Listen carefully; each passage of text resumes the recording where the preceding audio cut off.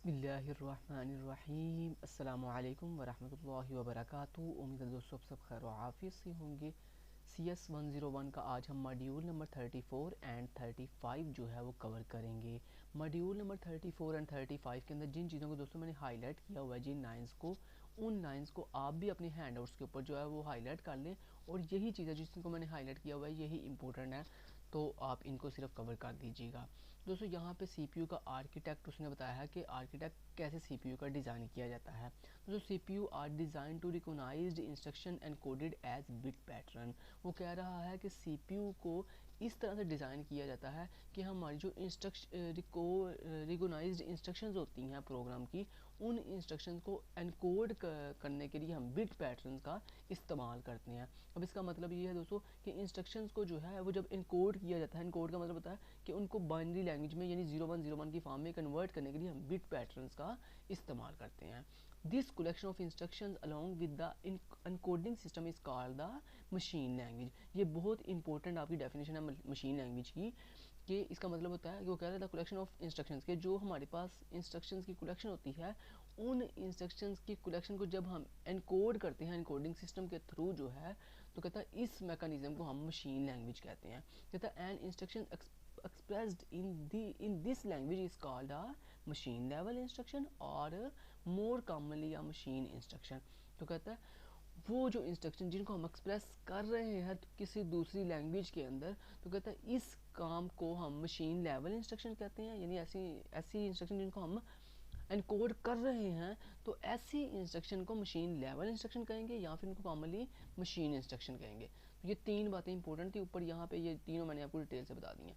Next जो important चीज़ है दोस्तों वो यहाँ पे ये है कि RISC क्या है और यहाँ पे CISC क्या है। तो one is that CPU should be design to execute a minimum set और मशीन इंस्ट्रक्शन। कहता है यहाँ पे CPU आपको पता है क्या करता है, एनकोडिंग करता है और डिकोडिंग करता है। एनकोडिंग का मतलब क्या होता है कि यानी एक चीज़ को, एनकोडिंग का मतलब होता है कि एक चीज़ को, एक लैंग्वेज को जब हम बाइनरी लैंग्वेज में कन्वर्ट करते हैं, मशीन लैंग्वेज में कन्वर्ट करते हैं, तो उसको हम कहते हैं एनकोडिंग करना। ठीक है, लेट्स से कि आपने एक मैसेज ट्रांसफ़र किया नेटवर्क के ऊपर, तो जब दोस्तों आप कोई मैसेज सेंड करते हो तो वो मैसेज एनकोड होता है बाइनरी लैंग्वेज के अंदर, यानी 0101 की फॉर्म के अंदर। लेकिन जब वो मैसेज रिसीवर के पास पहुंचता है तो वहाँ पे जाके उसको डिकोड किया जाता है। डिकोड का मतलब होता है कि वो जब मैसेज एनकोड होके यानी बाइनरी लैंग्वेज में कन्वर्ट होके रिसीवर साइड पे पहुंचा, तो रिसीवर साइड पे उसे क्या मिला, उसे एक बाइनरी फॉर्म मिली। अब उस बाइनरी फॉर्म को अगेन जो है दोबारा से जो है अल्फ़ाबेट्स में यानी ओरिजिनल उसकी फॉर्म में कन्वर्ट किया जाता है, जिसको हम डिकोडिंग कहते हैं। तो कहता है ये जो काम है ना, ये CPU क्या होता है, ये CPU जो है इंस्ट्रक्शन को इनकोड एंड डिकोड कर रहा होता है। वो कहता है this approach leads to what is called a reduced instruction set computer. कहता है ये जो अप्रोच है ना जिसके अंदर हम इनकोडिंग और डिकोडिंग कर रहे होते हैं, कहता है इसको हम कहते हैं reduced instruction set computer, RISC। Next वो कहता है the argument is favour of RISC architecture is that such a machine is efficient, fast and less expensive to manufacture. कहता है इस RIC जो है इसके अंदर जो मेजर आर्गूमेंट्स हैं वो ये हैं कि इसके अंदर हम ये चेक कर सकते हैं कि आया क्या जो हमारी मशीन है क्या वो एफिशिएंट है, क्या वो फास्ट है कि नहीं, या वो लेस एक्सपेंसिव है कि नहीं, यानी उसको मैन्युफैक्चर करना लेस जो है एक्सपेंसिव, यानी उस पर ज़्यादा कोई खर्चा तो नहीं आएगा, क्या वो फास्ट होगी, क्या वो एफिशिएंट होगी। तो ये सारी चीज़ें RISC बताता है। CPU with the ability to execute a large number of complex instructions. कहता है कई दफ़ा ऐसे होता है कि CPU जो है वो हमारी बहुत ही large number of complex instruction जिनको सॉल्व करना बहुत ही मुश्किल होता है, कहता है ऐसी बहुत सी कम्प्लेक्स इंस्ट्रक्शन को जो है CPU जो है वो सॉल्व कर रहा होता है, यानी इनकोड कर रहा होता है, एग्जीक्यूट कर रहा होता है। Even though many of them are technically redundant, यानी हो सकता है कि उनमें से बहुत सी कम्प्लेक्सिटी वाली इंस्ट्रक्शंस ऐसी हों जो आपस में कॉमन हो।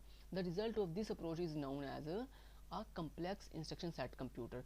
यानी जब आपका CPU बहुत ही large number of complex instruction को सॉल्व करता है, तो कहता है इस अप्रोच को हम क्या कहते हैं, कम्प्लेक्स इंस्ट्रक्शन सेट कंप्यूटर, यानी CISC।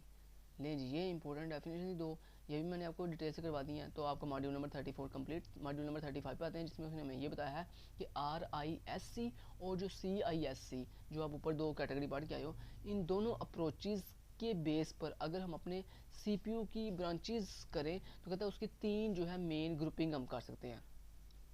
Machine instructions can be categorise, कहता है जो मशीन की इंस्ट्रक्शंस होती हैं उन इंस्ट्रक्शंस को RISC और CISC की बेस पर हम जो है वो 3 ग्रुप्स में डिवाइड कर सकते हैं। पहला ग्रुप है डाटा ट्रांसफ़र ग्रुप, दूसरा ग्रुप है अरिथमेटिक लॉजिक ग्रुप और दूसरा ग्रुप है अरिथमेटिक लॉजिक ग्रुप और तीसरा ग्रुप है कंट्रोल ग्रुप। अब जो पहला ग्रुप है डाटा ट्रांसफर ग्रुप, ये कौन सा ग्रुप होता है? The data transfer group consist of instructions that request the movement of data from one location to another. यानी ये एक ऐसा ग्रुप होता है डाटा ट्रांसफर ग्रुप जिसमें आप अपनी इंस्ट्रक्शंस को एक जगह से दूसरी जगह क्या करवाते हो?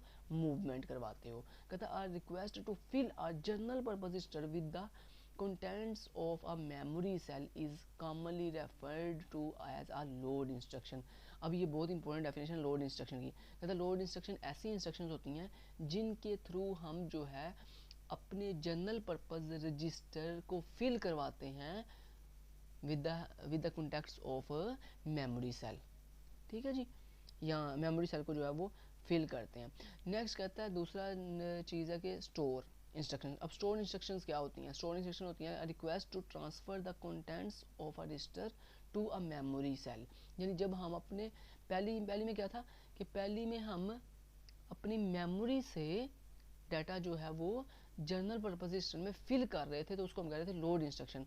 और ये स्टोर इंस्ट्रक्शन क्या होती हैं कि जब हम अपने रजिस्टर से डाटा उठाकर मेमोरी में लोड करते हैं तो इसको हम कहते हैं स्टोर इंस्ट्रक्शंस। ठीक है जी।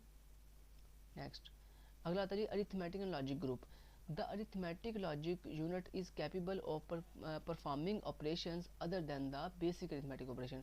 कहता है ये एक ऐसा ग्रुप होता है जो डिफरेंट तरह के ऑपरेशंस परफॉर्म करता है आपके अरिथमेटिक ऑपरेशंस को छोड़कर, यानी प्लस माइनस डिवीजन मल्टीप्लिकेशन इन छोटे छोटे सिंपल अरिथमेटिक ऑपरेशंस को छोड़कर बाकी जो आपके एडवांस ऑपरेशंस होते हैं उन ऑपरेशन को परफॉर्म करने के लिए अरिथमेटिक एंड लॉजिक ग्रुप जो है वो यूज़ किया जाता है। नेक्स्ट आता है control group. The control group consist of those instruction that direct the execution of the program rather than the manipulation of data.